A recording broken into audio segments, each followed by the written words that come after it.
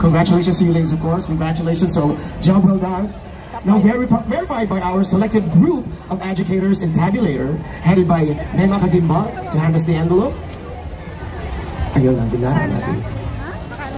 Ang sister kong hilaw na pongkan. Akyat ka dito, man. Hilaw na pongkan. Ang tawag ba dyan? Peach ba yan? Peach pala, hi! Kong hey Pachan!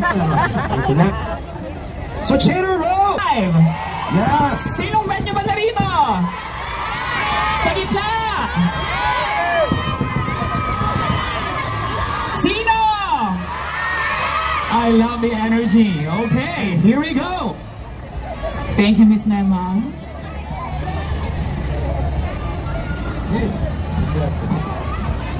Alright, Mika, anda ka na. Sana makapasok ako. Yeah, congratulations. Okay. At saka si Dayan. Si Dayan, you're part to 7. Okay. Alright, Chater Road. The first spot is yours. Bini Bini.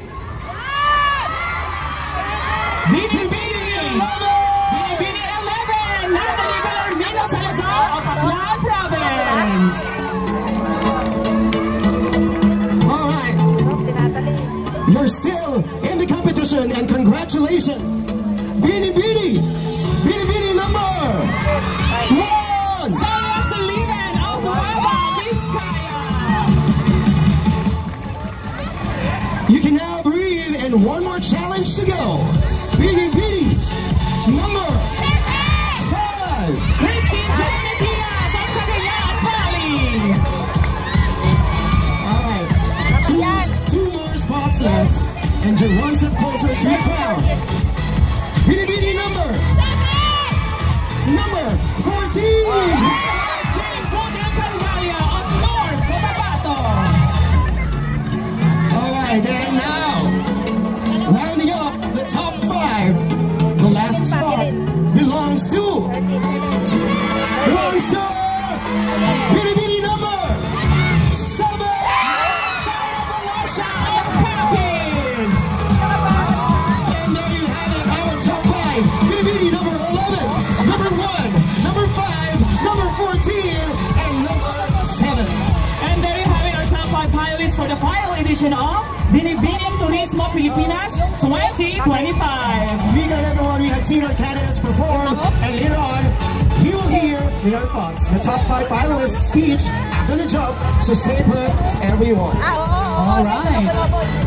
Congratulations, ladies. And palakpakan naman natin ang ating mga co-candidates. Maraming salamat. You ladies all did very well. Congratulations. Alright. Ready na ba kayo?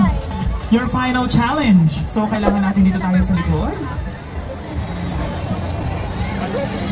And then lipat-lipat tayo sa gilid. And congratulations, 14, 1, 11, 5, and 7.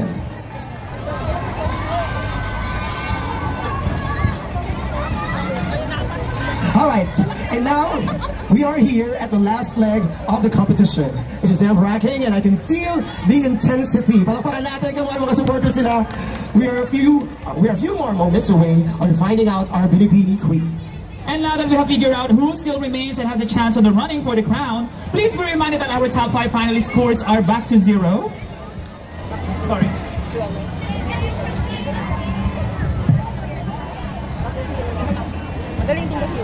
From the Q&A for the privileged speech round. Once again, please be reminded that our top 5 finalist scores are back to 0 from the Q&A for the privileged speech round. Thus, the scores for the talent, production, and festival categories carry on. Okay? Gumagana ba ang ating microphone, Becky? Yan, Tech, can you please check the... Okay. So, para fair. Yeah, para fair. We will be picking the number of the candidates. Who's going to be giving her speech in front. Yeah. So, standby lang. Okay ba kayo dyan, ladies? Pwede naman natin interviewin muna. Pwede naman, Mika. Maybe you can start with number 14 over there. Dito tayo kay number 14. Yeah. Sinong supporters si number 14? Ayan. Actually, okay, bubunot na ba?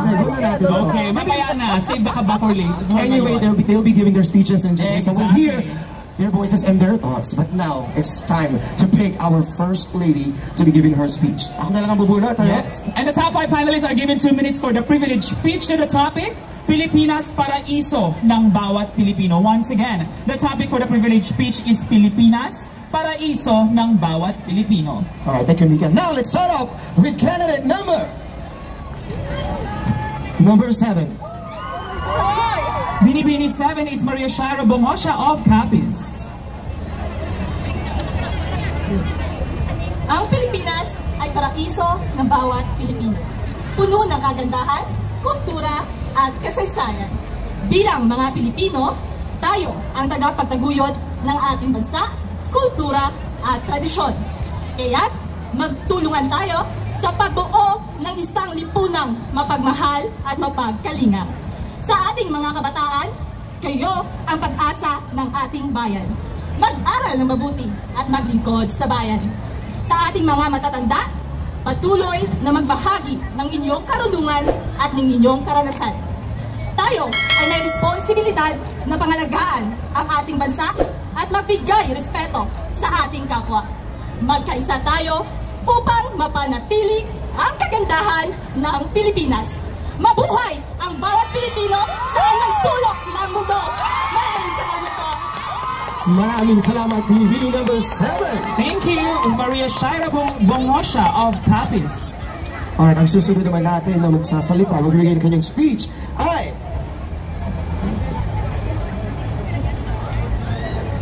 Binibini number 5. Binibini 5 is Christine Joy Nikias of Cagayan Valley.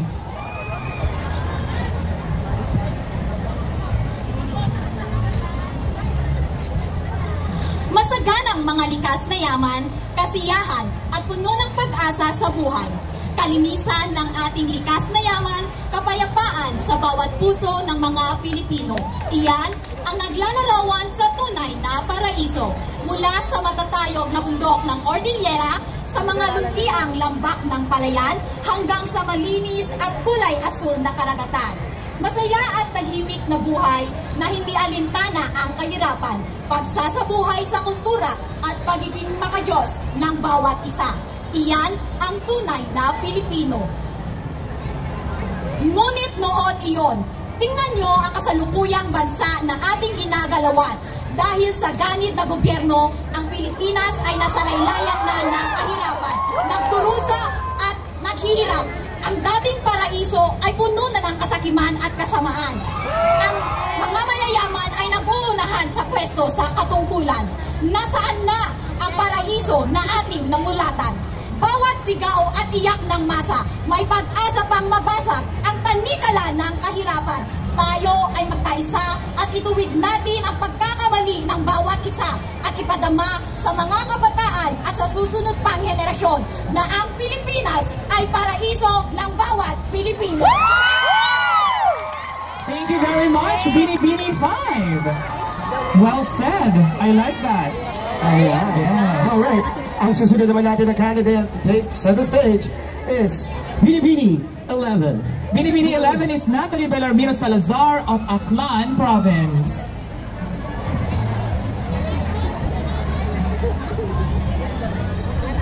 Paraiso, lugar na pinapangarap ng bawat isa. Lugar na puno ng kasaganaan at magbibigay ng kaligayahan sa bawat mamamayan. Pilipinas ang paraiso ko. Malayo tayo sa ating bayan, pero dala-dala natin ang imahe at kayamanan ng kagandahang asal ng isang Pilipino. Dala natin ang paraiso ng Pinas sa mansulok ng mundo. Dala natin ang katatagan sa isip, sa salita at sa gawa. Sa pagdaan ng mga panahon, may mga pagbabago tayong kinakaharap. Mga pagsubok, dala ng iba't ibang trahedya, pero nananatili tayong matatag at lumalaban para sa ating pamilya at tagumpay. Hangad ng bawat isa sa atin ang makauwi at makasama ang ating pamilya kung saan nagsimula ang ating mga pangarap sa ating bansang Pilipinas, kung saan makikita ang ating mga pinagmamalaking likas na yaman, bayan na nagbibigay saya dahil sa ating kultura at tradisyon. Mga masasarap na pagkain bumubusog at nagbibigay ngiti sa atin araw-araw, at dito tayo nagbabalik tanaw sa mga ala-alang masarap sa pusong binabalik-balikan. Ang binibining turismo Pilipinas ay taon-taon nating kasama sa lakbay, puno ng pagmamalaki sa ating bayan, puno ng makulay na parada ng ating kultura at tradisyon. Sa hapeng to, sama-sama natin ipagbunyi ang biyayang dulot ng buong may kapal, ang bansa puno-puno ng dangal. Babalik tayo sa ating paraiso, sa ating bansang pinakamamahal, sa ating perlas na silanganan. Be proud and raise your flag. Maraming salamat po. Ayan ang ating candidate number 11. Now, ang magbibigay naman ng kanyang speech to center stage, Binibini 14. Yes, Binibini 14 is Rayhart Jane Botil Candalia of North Cotabato. Mga ginang at ginoo, magandang hapon po sa inyong lahat. Ako po ay nakatayo sa inyong harapan ngayon, hindi lamang isang tagapagsalita, kundi isang patunay na ang paraiso ay para sa ating mga Pilipino. Minsan, sa kabila ng ating kahirapan, hindi natin malilimutan ang mga sakit na ating pinagdaanan. Sa gitna ng mga paghihirap, tayo ay lumalaban. Ang mga bundok na naging ating kalikasan ay siyang nagbibigay sa atin ng proteksyon at pangkabuhayan. Ang lupa ay siyang naging daan natin at siyang pamana natin na nagbibigay sa atin ng pagpapahalaga.